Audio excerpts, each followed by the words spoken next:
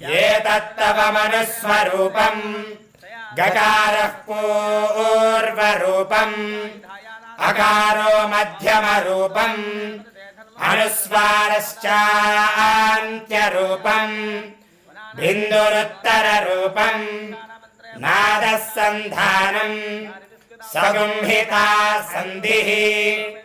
सैषा Ganesh Vidya